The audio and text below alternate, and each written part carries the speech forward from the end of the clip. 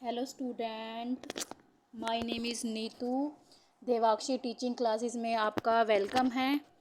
आज हम करने जा रहे हैं एनसीईआरटी बुक क्लास 6 अध्याय 7 नए प्रश्न नए विचार। ठीक है, आज हम इसके बारे में डिस्कस करेंगे। अगर आप डीएसएसबी, एनवीएस, केवीएस या सीटेट की तैयारी कर रहे हो तो ये आपके लिए बहुत ही इम्पोर्टेंट नोट्स होंगे। ठीक है, okay, let's start the class. अब हम पढ़ते हैं बुद्ध के बारे में। ठीक है, बुद्ध कौन थे? ये बौद्ध धर्म के संस्थापक थे। इनका दूसरा नाम क्या था? सिद्धार्थ और गौतम। इन्हें सिद्धार्थ भी बोला जाता था, गौतम भी बोला जाता था। इनका जन्म कब हुआ? 2500 वर्ष पूर्व। इनकी मृत्यु कब हुई?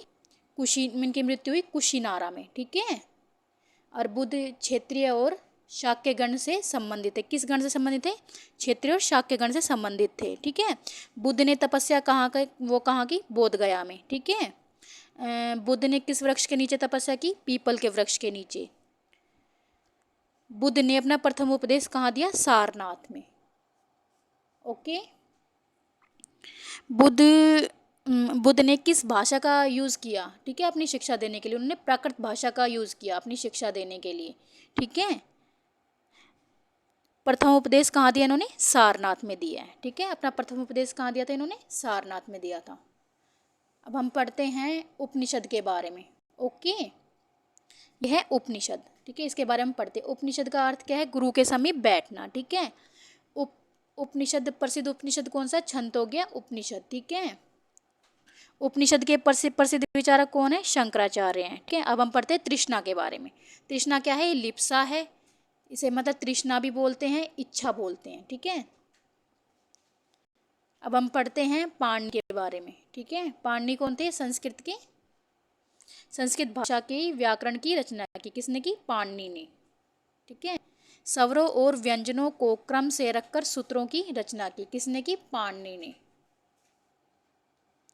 संस्कृत भाषा के लघु नियम सूत्रों के रूप में 3000 के रूप में लिखे गए। ठीक है, किसने लिखे थे? ये पाणिनि ने लिखे थे ये। अब हम पढ़ते हैं जैन धर्म। ठीक है, इसके बारे में हम थोड़ा सा डिस्कस कर लेंगे। अब हम पढ़ते हैं जैन धर्म। ठीक है, अर्थ क्या है इसका? विजेता। जैन धर्म का अर्थ क्या है? विजेता। और इसके कौन थे? इसके जो विचारक थे कौन थे? वर्धमान महावीर थे। अब हम इसके बारे में पढ़ते हैं, वर्धमान महावीर कौन थे? जैन धर्म के प्रसिद्ध विचारक और कौन थे? वर्धमान महावीर थे। ठीक है, अब जैन धर्म फैला कहाँ था? उत्तर भारत में, गुजरात, तमिलनाडु, कर्नाटक में। ठीक है, अब वर्धमान महावीर ने शिक्षा किस भाषा में दी है? प्राकृत भाषा में। ठीक है, मगध में बोली जाने वाली भाषा थी। कौन सी थी? प्राकृत को क्या बोलते हैं? मगधी भी बोलते हैं। जो कहाँ बोली जाती थी? मगध में बोली जाती थी। और उन्होंने शिक्षा कहाँ दी? इन्होंने शिक्षा दी वल्लभी में। 1500 वर्ष पूर्व गुजरात के वल्लभी में शिक्षा दी इन्होंने। ठीक है, और किस भाषा में दी है? मगधी में दी है। जो मगधी कहाँ की भाषा है? मगध की है।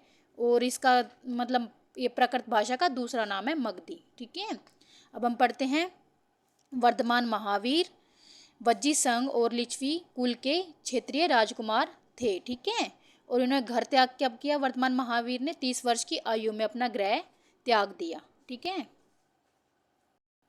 अब हम पढ़ते हैं सभा के बारे में। ठीक है, सभा क्या है? भाग। मतलब जो सभा में भाग लेते थे, कौन लेते थे? पुरुष थे, वो ब्राह्मण थे और राजा थे। ठीक है, अब इसमें जो स्त्रियां भी भाग लेती थी, उन स्त्रियों में वाद विवाद करने में प्रसिद्ध स्त्री कौन थी? गार्गी थी। ठीक है, अब हम पढ़ते हैं संघ के बारे में। संघ संगठन बनाया गया घर त्याग करने वाले लोगों के लिए। संघ संगठन किसके लिए बनाया गया था? जो घर का त्याग करते थे उन लोगों के लिए संघ का निर्माण किया, संघ संगठन का निर्माण किया गया। ठीक है, अब हम पढ़ते हैं प्रवेश। ठीक है, संघ में प्रवेश कौन कौन ले सकता था? ठीक है, ब्राह्मण, क्षेत्रीय, व्यापारी, मजदूर, नाई, गणिकाएं, दास, ये सब क्या थे? संघ में प्रवेश ले सकते थे। ठीक है, अब हम पढ़ते हैं विहार के बारे में। ठीक है, विहार क्या है?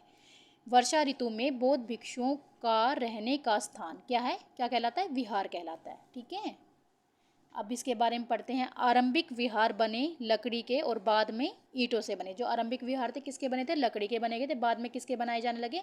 ईंटों के बनाए जाने लगे।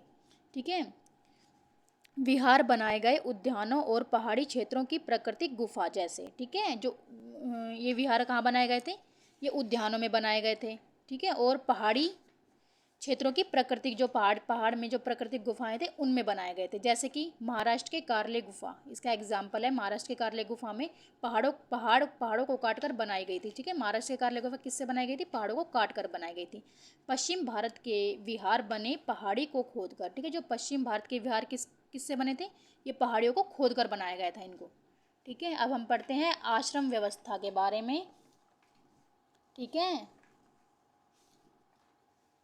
आश्रम व्यवस्था में 4 प्रकार हैं: ब्रह्मचार्य, गृहस्थ, वानप्रस्थ और सन्यास। ठीक है, अब हम पढ़ते हैं ये व्यवस्था किसके लिए बनाई गई थी? ये ब्राह्मणों ने, मतलब किसने बनाई थी? ये ब्राह्मणों ने बनाई थी। ठीक है, अब पढ़ते हैं ब्रह्मचार्य में कौन कौन थे? ब्राह्मण, क्षत्रिय, वैश्य और गृहस्थ। सॉरी, क्षत्रिय थे, 3 थे, ब्राह्मण, क्षत्रिय और वैश्य। अब हम पढ़ते हैं गृहस्थ के बारे में। गृहस्थ में कौन था?